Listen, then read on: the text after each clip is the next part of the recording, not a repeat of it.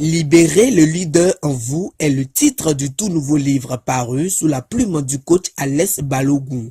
Le lancement officiel de cet opuscule a eu lieu samedi 17 février 2024 à Cotonou, en présence des parents et amis de l'auteur. Inspiré et motivé par divers moyens, toute personne, notamment les adolescents, afin de les faire voyager vers le développement du leadership, pour leur offrir des informations pertinentes sur les compétences du leadership vital nécessaires au XXIe siècle en leur fournissant une feuille de route pour qu'ils deviennent des leaders capables de demain. Comme j'ai l'habitude de le dire, et dans mon livre c'est écrit, nous avons tous du potentiel et des capacités extraordinaires de changer et d'impacter le monde. Ce n'est pas notre origine qui détermine bien sûr notre réussite, mais plutôt ce que nous avons à l'intérieur de nous. On peut être né pauvre, comme Pasteur Chris l'a dit, mais mourir pauvre, c'est votre faute. Être né pauvre n'est pas votre faute, mais si vous demeurez pauvre, c'est votre faute. Parce que vous avez la capacité de maximiser, optimiser toutes les opportunités que le monde vous présente. En anglais, we say, if life gives you lime, make a lemonade. Si la vie te donne du citron, fais du jus de citron avec. Nous avons la capacité de transformer nos propres vies avec ce que nous avons à l'intérieur de nous. Merci beaucoup aux amis, aux frères, aux partenaires, aux clients qui sont là dans la salle. Madame Edoxy a fait un travail exceptionnel sur le chapitre sur l'éducation financière. Elle a dit quelque chose de pertinent. Pour moi, c'est ce que j'ai découvert. En étant dans la rue, un garçon de rue qui a fouillé dans les poubelles à Cotonou pour trouver à manger. J'ai compris que la richesse est un état d'esprit. Si vous n'êtes pas riche mentalement, vous serez pauvre matériellement, financièrement. C'est la richesse que vous avez dans votre pensée qui génère de la richesse physique et matérielle. Et c'est dans le livre. Je me rappelle, quand j'ai raconté ça aussi dans le livre, quand je marchais sur la rue de Benjamin avec mon sac en main, parce qu'une maman venait de me jeter de sa maison, parce que son fils qui me connaissait a déjà voyagé, dit, tu es nigérian, je ne veux pas de problème, sors.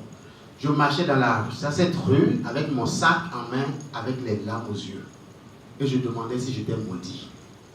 Je me rappelle quand mon propriétaire a sorti mes effets à Sénadé. Et il dit, ça fait combien de mois tu n'as pas payé? Et je voyais mes effets dehors. À votre trou, une autre fois, ça s'est passé, le propriétaire est venu un jeudi, aujourd'hui là, attends, ouais. Il met la clé au portail, il dit tu ramasses tous tes effets. Et j'ai vu les effets sur la pluie pendant 3 jours avec les larmes. Et je demandais, c'est quoi cette malédiction? En janvier, je payais 500 000 francs par mois pour mon loyer au Gabon.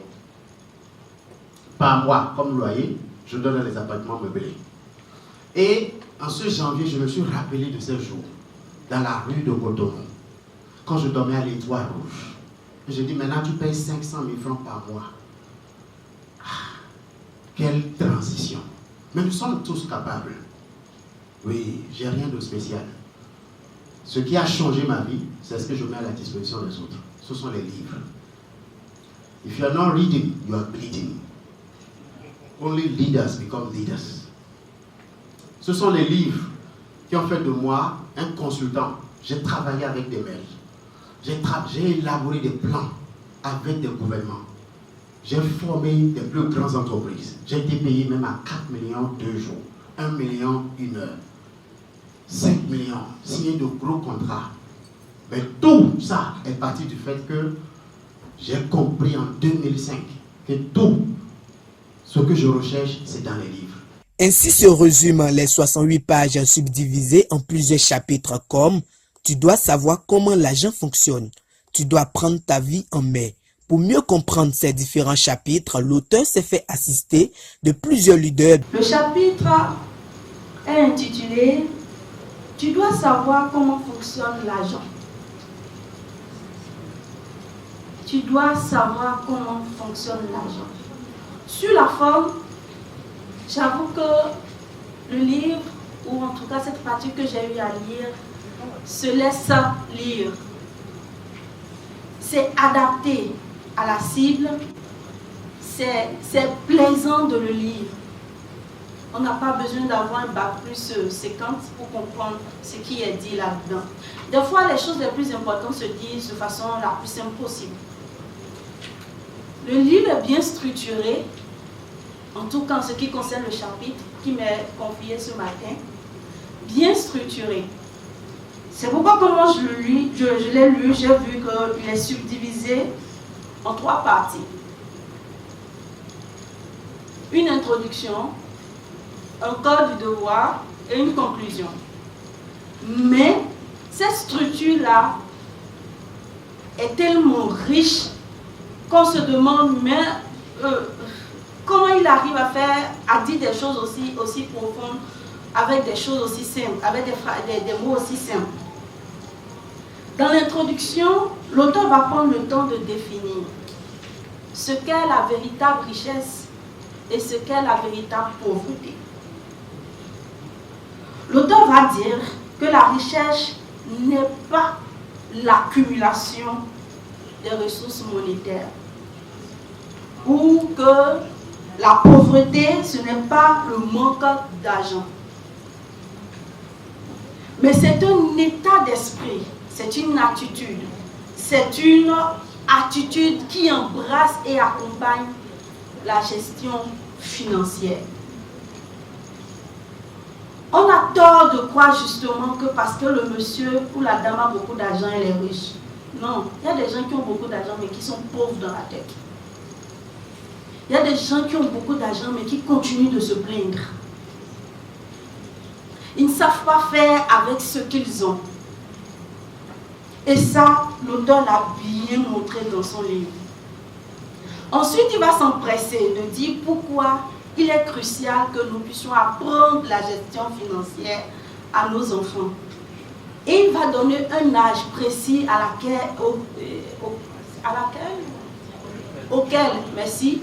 auquel nous devons déjà apprendre à nos enfants comment gérer son argent. Monsieur Balogun, tenez-vous tranquille, je ne vais pas dire l'âge que vous avez indiqué. Il faut lire le livre pour connaître l'âge, mais c'est très très jeune. Il faut commencer très très jeune. On a l'habitude de dire non, c'est un enfant. Oh, laissez-le, il ne connaît rien. Et même dans notre manière de nous adresser aux enfants, c'est tellement, je ne sais pas, bébétisant, si je peux le dire ainsi. Si ça n'existe pas, je viens de créer le mot. C'est tellement bébétisant, même notre langage, la manière dont de s'adresser à l'enfant, avant de lui parler, on dilue le mot, prenant l'enfant pour quelqu'un qui n'a pas forcément les neurones pour comprendre, alors que c'est tout le contraire. Alors, cet appel à impliquer les enfants dès leur jeune âge, moi je l'ai trouvé que, je ne sais pas si c'est un hasard, mais si c'est un hasard, c'est un hasard parce que ça puise son essence d'un proverbe biblique qui dit quoi? Instruis l'enfant selon la voie qu'il doit suivre et il ne s'en détournera pas lorsqu'il sera vieux. Demandé de présenter la partie relative à la gestion du temps. Et avant de lire cette partie, je me suis posé plusieurs questions. Est-ce que j'arrive à gérer mon temps moi-même? Je me suis vu répondre par la négative. Parce que nous nous disons que nous avons assez de temps et que demain n'est pas vraiment proche et nous pouvons faire tout ce que nous voulons sans vraiment planifier. Nous n'arrivons pas à planifier ce que nous voulons faire demain. On se dit que nous sommes jeunes, nous avons tout le temps devant nous, ce qui est faux. Et l'auteur l'a si bien dit dans son ouvrage en commençant cette partie en disant « Tu n'as pas tout le temps.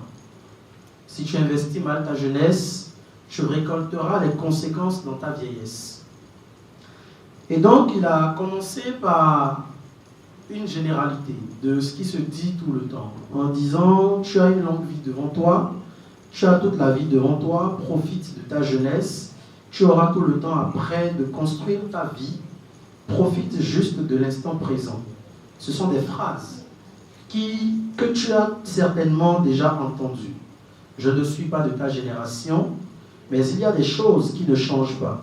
Cela se disait aussi ce temps-là. Et il dit qu'il y a plusieurs saisons dans une année. Et c'est pareil pour la vie d'une personne. Il y a plusieurs saisons ou étapes. Et l'auteur a beaucoup plus parlé de plusieurs étapes de la vie.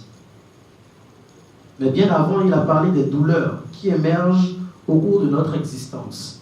Il a parlé de la douleur de la discipline et celle du regret. Je ne vais pas présenter cette partie, je vous invite à prendre le livre et comprendre ce qu'il met dans la douleur de la discipline et la douleur du regret. Il a également présenté, il a dit que les étapes de la vie, il faut agir avec fidélité, tirer le meilleur parti de chacune d'elles et forger ainsi une vieillesse paisible. Et à la fin du parcours, on pourrait fièrement affirmer « J'ai combattu le bon combat et je suis en paix ». L'auteur a pris le temps de nous expliquer que chacun de nous a du potentiel. Et le monde dans lequel nous vivons aujourd'hui est évolutif. Si celui qui a créé le téléphone portable, si celui qui a créé la voiture, si celui qui a pensé que du jour au lendemain, nous pouvons nous surpasser des anciens moyens de communication pour être actuellement au niveau du digital, c'est parce qu'ils ont cru en leur potentiel. Dans l'ouvrage, j'ai été séduit parce que l'auteur a raconté son histoire. Il nous a parlé de ses débuts. Comment est-ce qu'il a cru en lui-même? Comment est-ce qu'il a compris qu'il a du potentiel?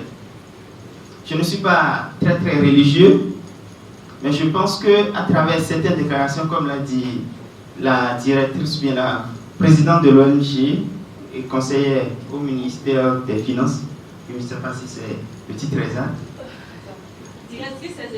Directrice exécutive de l'ONG, d'accord. Bon, je préfère utiliser ça comme ça.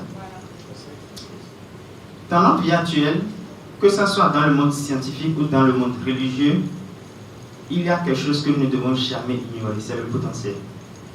Très émue et honorée, la marraine de la cérémonie a félicité l'auteur pour ses conseils et ses orientations mentionnées dans son ouvrage. Elle a invité les uns et les autres à se le procurer. J'ai eu la réponse à moi, ma question. Comment éduquer mes filles? Il y a une grande motivation dans ce livre. L'enfant se sent à l'aise, utile, unique. Il a eu à parcourir assez de paramètres. Et je voudrais lui dire merci et vous demander de l'ovationner pour ça. J'aurais bien voulu que la salle soit pleine. Et comme l'a dit les présentateurs, on n'a pas assez de leaders. Tout le monde n'est pas des poètes leaders. Et je suis sûre que tous ceux qui sont ici présents sont des poètes leaders. Merci d'avoir répondu présent. Et je voudrais également inviter nos parents à nous procurer de ce livre. C'est une pépite, je vous le dis. Et je suis très heureuse d'être la marraine de ce livre. Et je vous fais la promesse de faire la promotion afin que ça puisse passer dans tout le Bénin.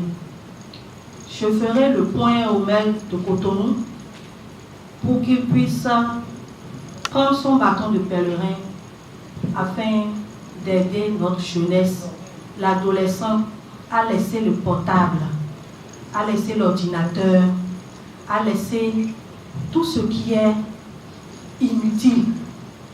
Ce livre est, selon l'auteur, une invite à la révolution mentale, à la révolte passionnée mais pacifique pour amener les adolescents sur un chemin de leader. Il veut que la jeunesse et le peuple tout entier prennent leur part dans le développement de la nation et deviennent des leaders accomplis.